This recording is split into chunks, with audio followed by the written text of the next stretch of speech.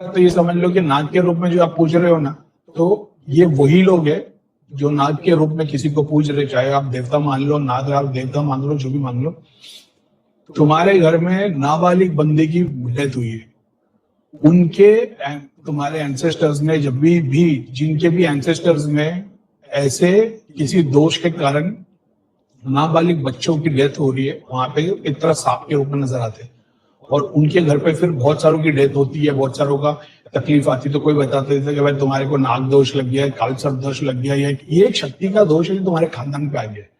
उसके रूप में नाग की पूजा बताई जाती है। तो वो नाग क्या है? वो नाग जो शेष नाग काल स्वरूप, जो तुम्हारे काल तुम्हारे पास्ट में किसी की कोई देवता कोई कुछ दोष रहा होगा, वो मल्टीपल रियलिटीज में बहुत सारा अलग ही गेम है। एग्जाम्पल की तुम्हारे एंसेस्टर्स ने चाह रहे होंगे तुम्हारे मकान के चारों तरफ वाले मकान तुम्हारे पास बेच के चले जाए, तो तुम्हारे परदादा ने किसी भगत के पास गया होगा कि भाई मेरे को काम करने गया, भगत ने अपनी शक्ति को पूजा होगा, शक्ति में आप ही होंगे उनके शक्ति। एग्जाम्पल के तौर पे काली माता के पास भगत गया, काली माता के गण में से तुम होंगे जिन्होंने भोग लिया, काली माता के गण के रूप में इनके पास आए। इनके पास आने के बाद में लोगों को इतना परेशान किया, सब घर खाली करके चले गए।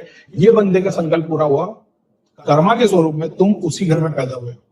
ऐसा तो वो एक है अभी ऊंचा गेम है, लेकिन वो सॉल्व भी उसी तरीके से होता है। ऐसा है, तुम अपनी प्रॉब्लम कितनी भी सॉल्व करते रहोगे, होगी नहीं। ऐसा तो उस तरीके से तो तुम भी उसी घर में है, क्योंकि तुमने ही काम करके दिया था। बलि का जो बकरा काटा था, वो जो काली माता के नाम पे उसमें जो शक्ति भोग आई थी, जो जानवर पे चिपटी थी, वो तुम ही होंगे। ऐसा तो जो नाग के स्वरूप में पूछते हो, वो वही होते हैं जो नाबालिग पितर मरे हुए। तो वो नाबालिग मर कैसे गया? किसी शक्ति का दोष था ना, जब भी वो नाबालिग की डेथ हो गई, तो वो शक्ति का सॉल्यूशन करना पड़ता है।